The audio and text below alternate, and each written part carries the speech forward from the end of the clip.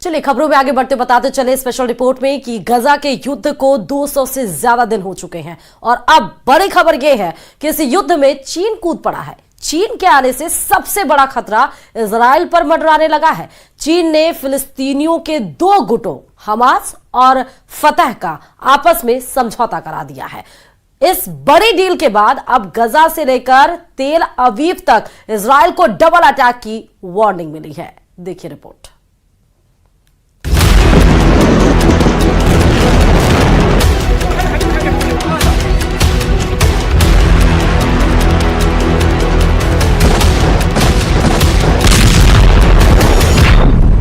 Gaza युद्ध में कूदा चीन, अब फंस गया इजराइल।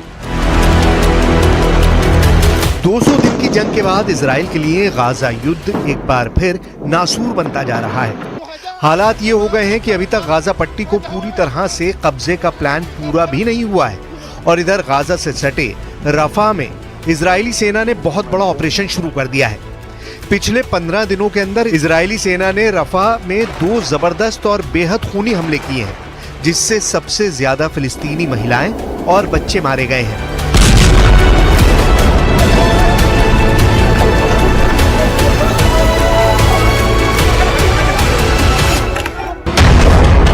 लेकिन इस बीच हारते हमास ने चीन की मदद से ऐसा कदम उठाया है जो इजराइल पर बहुत भारी पड़ सकता है।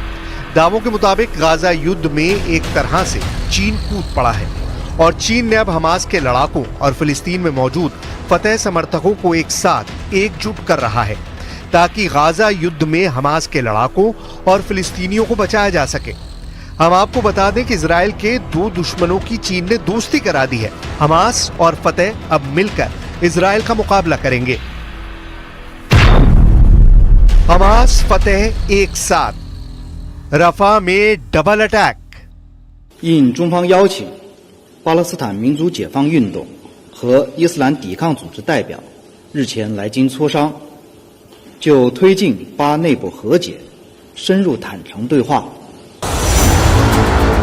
हम आपको बता दें कि फिलिस्तीन में 2 गुट हैं जो फिलिस्तीनियों के हक के लिए जंग कर रहे हैं। ये हैं फिलिस्तीनी समूह फतह और हमास।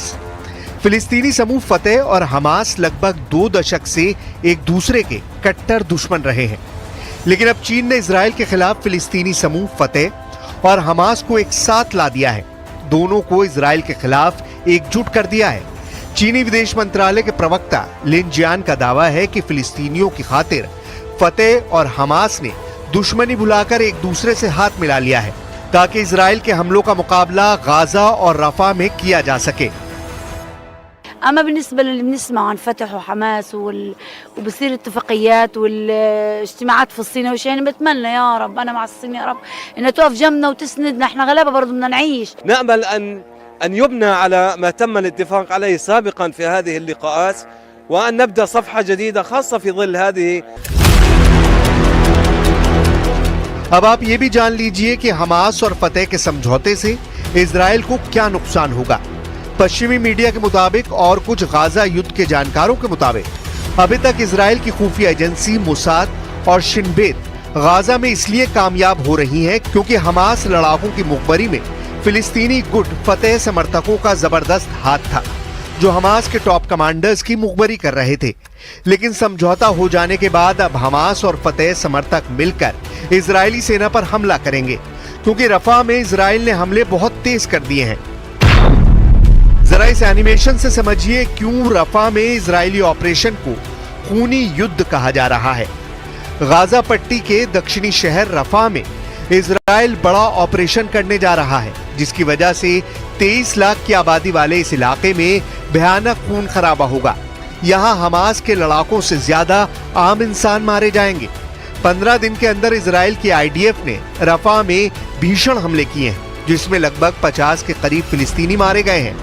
अब रफा में दुनिया वो खूनी मंजर देखने जा रही है जिसकी कल्पना करना भी मुश्किल है।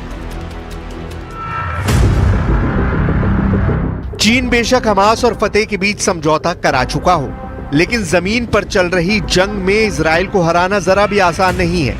गाजा पट्टी में 35,000 से ज्यादा फिलिस्तीनी मारे जा चुके हैं।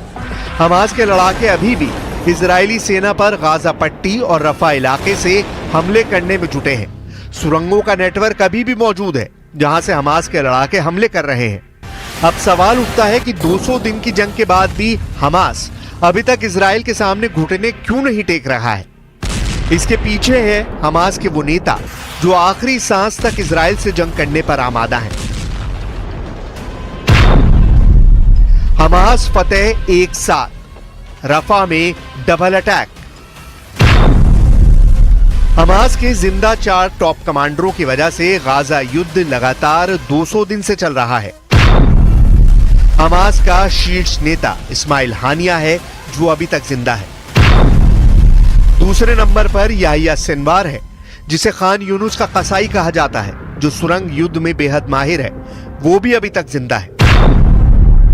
तीसरे नंबर पर मोहम्मद दईफ है जो हमास आंदोलन की सैन्य शाखा इस अल दीन अल कासम ब्रिगेड का चीफ है और अभी तक जिंदा है। और चौथा है हमास का नेता खालिद मिशाल जो हमास की विदेश में राजनीतिक ब्यूरो का प्रमुख है, जो जिंदा है। अब देखना होगा रफा पर इजराइल के बड़े हमले से पहले हमास और फतेह गुट के लड़ाके इजरायली कोहराम को रोक पाते हैं या नहीं।